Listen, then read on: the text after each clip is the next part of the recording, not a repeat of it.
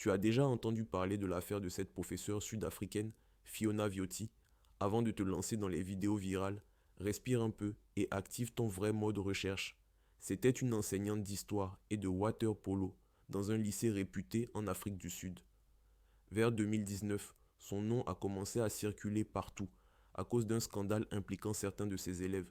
L'histoire a pris de l'ampleur quand un jeune a tout raconté à ses parents, et ce sont ses parents qui ont saisi la justice. À partir de là, l'affaire est devenue publique. Il y a eu enquête, procédure, articles de presse, bref, un vrai dossier officiel avec des faits vérifiables. Mais ce qui circule aujourd'hui sur les réseaux, c'est autre chose.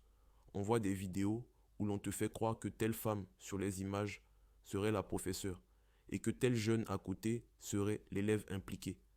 On raconte ça comme si c'était une preuve, alors que ces personnes n'ont rien à voir avec le dossier. Ce sont juste des images récupérées quelque part et collées sur une histoire qui buzz. Tu remarqueras d'ailleurs que les sites d'infos sérieux ne montrent jamais ces visages-là, ne confirment jamais cette version. Les seules places où tu vois ça, c'est TikTok, Insta, Facebook, et chacun répète ce qu'il a vu chez l'autre. Copier, coller, sans vérifier, juste pour les vues.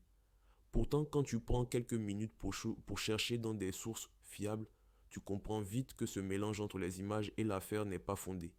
On n'a pas besoin d'inventer des personnages ni d'exposer des inconnus pour raconter une histoire vraie. Alors la prochaine fois que tu vois un scandale défiler sur ton téléphone, surtout avec des visages pointés du doigt sans source claire, pose-toi la question. Est-ce que je suis en train de m'informer ou de participer sans le savoir à une histoire fabriquée de toutes pièces?